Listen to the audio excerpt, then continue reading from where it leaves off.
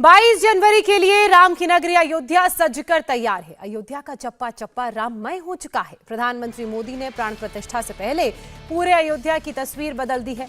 आज की नव्य अयोध्या दिव्य और भव्य हो चुकी है और शायद यही बात मोदी विरोधियों को चुभ रही है। रामलला की प्राण प्रतिष्ठा से पहले राम मंदिर पर नए सिरे से सियासत तेज हो गई है। कांग्रेस समेत पूरा विपक्ष राम मंदिर को लेकर बीजेपी और प्रधानमंत्री मोदी पर हमलावर है। कांग्रेस सांसद अधीर रंजन चौधरी ने आरोप लगाया कि बीजेपी राम के नाम को छोटा करने का काम कर रही है, उसे सियासती फायदे के लिए इस्तेमाल कर रही है। कांग्रेस के नेता कह रहे हैं कि अयोध्या में विकास कम और 24 के चुनाव की तैयारी ज्यादा हो रही है। वहीं खुद को सबसे बड़ा हिंदूवादी बताने वाला उद्धव गुट भी राम मंदिर को लेकर बीजेपी पर सवाल उठा रहा है। उद्धव ठाकरे ने नसीहत दी कि प्राण प्रतिष्ठा के कार्यक्रम का राजनीतिकरण न किया जाए। राम मंदिर पर विपक्ष ने क्या क्या कहा, मोदी विरोधियों ने कैसे हमला बोला, एक एक करके आपको सबके बयान दिखाते और बताते हैं। कांग्रेस सांसद अधीर रंजन चौधरी ने कहा, राम मंदिर को बीजेपी चुनावी मुद्दा बना रही है। तो उद्धव ठाकरे ने कहा, राम मंदिर के लोकार्पण को पॉलिटिकल इवेंट ना बनाया जाए। उन्हीं की पार्टी के नेता संजय राउत ने कहा, बस प्रभु राम को चुनाव में खड़ा करने का ऐलान करना बाकी रह गया है, बीजेपी वो भी कर देगी। वहीं कांग्रेस के एक और नेता राशिद अल्वी को लग रहा है कि अयोध्या में विकास कम, 24 के चुनाव की तैयारी का काम ज्यादा हो रहा है। सपा अध्यक्ष अखिलेश यादव की बात करें तो वो कहते नजर आए, जब भगवान बुलाएंगे तब अयोध्या जाएंगे। सबसे पहले सुनिए, मुर्शिदाबाद में कांग्रेस सांसद अधीर रंजन चौधरी ने राम मंदिर को लेकर प्रधानमंत्री मोदी और बीजेपी पर किस तरह हमला बोला। कि धीरे धीरे राम मंदिर एक सियासत बनते जा रहे हैं, एक चुनावी मुद्दा बनते जा रहे हैं। मैं धार्मिक व्यक्तियों को यह पूछना चाहते हैं कि यह क्या शोभनीय होते हैं? प्राण प्रतिष्ठा एक अलग चीज है, लेकिन मुझे लगता है, मेरा ये अपना व्यक्तिगत मत ये है कि मुझे लगता है कि राम जी को धार्मिक और धर्म की अंगन से बाहर कर सियासी अंगन में बड़ी चतुरता के साथ लिए जा रहे हैं। नरेंद्र मोदी जितना राम राम जप रहे हैं, उनके विरोधी उतना ही प्रेशर में आ रहे हैं। मोदी के खिलाफ गठबंधन बनाने वाले उद्धव ठाकरे नसीहत दे रहे हैं कि 22 जनवरी के प्रोग्राम का राजनीतिकरण ना हो। पहले स्पष्ट करना चाहता हूं, एक तो अब तक कोई न्योता आया नहीं है, और दूसरी बात, वहां आने के लिए मुझे न्योते की जरूरत ही नहीं है, क्योंकि रामलला सभी का है। मेरी सिर्फ एक ही रिक्वेस्ट है, विनती है कि राम मंदिर का लोकार्पण जो होने जा रहा है उसका पॉलिटिकल इवेंट ना हो। वो किसी एक की बात नहीं है। रामलला किसी एक की प्रॉपर्टी या एक पार्टी की प्रॉपर्टी नहीं है। वो लाखों करोड़ों जितने सारे राम भक्त है, उनके एक आस्था और श्रद्धा का स्थान है। उसके ऊपर आप आपकी राजनीति मत करो, क्योंकि ये जो फैसला किया है वो सुप्रीम कोर्ट ने दिया है, सरकार ने नहीं किया। बाबरी गिराने का जो काम किया वो तो लोग अब कुछ रहे नहीं, बाकी काफी थोड़े लोग रहेंगे।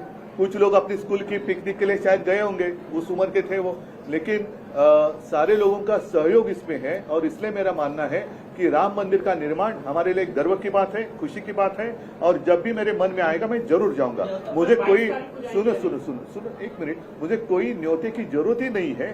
जब भी मेरे दिल में आए तो अभी आज जाकर मैं दर्शन ले सकता हूँ। अभी इतना ही बाकी है कि 22 तारीख को बीजेपी की तरफ से ऐलान होगा कि हम प्रभु श्री राम को ही चुनाव में खड़े कर रहे हैं। हाँ, इतना ऐलान होना बाकी है कि हमारे कैंडिडेट अयोध्या से या कहां से प्रभु श्री राम है। अब यही कहना बाकी है। इतना पॉलिटिक्स चल रहा है राम जी के नाम पर। इसी बीच समाजवादी पार्टी के मुखिया अखिलेश यादव ने प्राण प्रतिष्ठा कार्यक्रम को लेकर बयान देते हुए कहा, भगवान बुलाएंगे तो वो जाएंगे, जब भगवान बुलाते हैं तो सब जाते हैं। हमारी परंपरा में या हमारे पूर्वज यही कहते हैं कि जब भगवान बुलाते हैं तो सब जाते हैं। और कब किसको भगवान बुला ले ये किसको पता है। देखिए, लोग अयोध्या जाएंगे, लोग भगवान श्री राम के दर्शन करने जाएंगे, भगवान श्री राम जी के परिवार जो है उनका दर्शन करेंगे, तो लोग तो जाएंगे और ये लोग जाएंगे जिनको भगवान बुलाएंगे, और जब जिसका समय आएगा वो जाएगा। कर्नाटक सरकार के मंत्री और कांग्रेस नेता डी सुधाकर ने राम मंदिर पर बेहद विवादित बयान दिया। डी सुधाकर ने कहा, केंद्र की बीजेपी सरकार ने पिछली बार पुलवामा के नाम पर चुनाव जीता और इस बार वे राम की फोटो दिखाकर लोगों को मूर्ख बना रहे हैं। ಎಲ್ಲ ಸ್ಟೆಂಟ್ ರೀ, ಹಿಂದೆಲ್ಲ ಗೊತ್ತಲ್ಲ ಪುಲ್ವಾಮಾ ತೋರಿಸಿದ್ರು, ಈಗ ರಾಮನ ಫೋಟೋ ತೋರಿಸ್ತಿದ್ದಾರೆ. ಜನ ದಡ್ರಿಲ್ಲ, 2 ಬಾರಿ ಮೂರ್ಖರಾಗಿದ್ದೀವಿ, ಮತ್ತೆ 3ನೇ ಸರಿ ಆಗಲ್ಲ ಅಂತ ನನಗೆ ಭರವಸೆ. प्रधानमंत्री मोदी कल अयोध्या में थे। मोदी ने अयोध्या और उत्तर प्रदेश को 15,000 करोड़ से ज्यादा की सौगात दी, अयोध्या के विकास की बात की। लेकिन कांग्रेस का कहना है कि जो कुछ प्रधानमंत्री अयोध्या में कर रहे हैं वो विकास कम है, 2024 के चुनाव की तैयारी ज्यादा है। विकास किसी एक जगह सीमित होकर नहीं रह जाए, पूरे देश का विकास हो, तमाम प्रांतों का विकास हो, सरकारें विपक्ष की हो या रूलिंग पार्टी की हो, जो देश की रूलिंग पार्टी है, सबके साथ इंसाफ हो और पूरे देश का विकास हो। और ये जो कुछ प्रधानमंत्री अयोध्या में कर रहे हैं वो विकास कम है, 2024 के चुनाव की तैयारी ज्यादा है। अब बात इंडी गठबंधन की, जिसके नेताओं ने 31 दिसंबर यानी कि आज तक सीटों का बंटवारा फाइनल करने का दावा किया था। हकीकत यह है कि सीटों का बंटवारा फाइनल होना तो दूर, अभी तक इसकी शुरुआत तक नहीं हो पाई है। इसको लेकर आपस में जमकर खींचतान का दौर चल रहा है।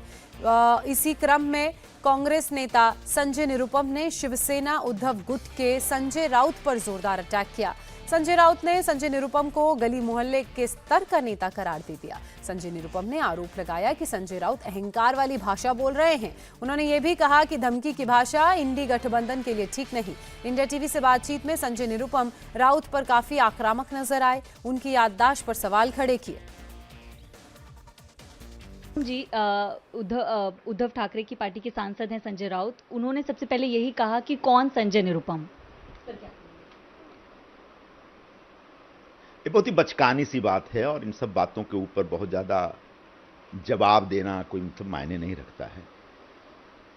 मैं कौन हूं, क्या हूं, उनसे ज़्यादा शिवसेना में कोई मुझे नहीं जानता। तो या तो उनकी स्मरण शक्ति क्षीण हो गई है इसलिए इस तरह की बातें करें, लेकिन इन सब बातों का कोई मतलब नहीं है। मुद्दे पे आइए।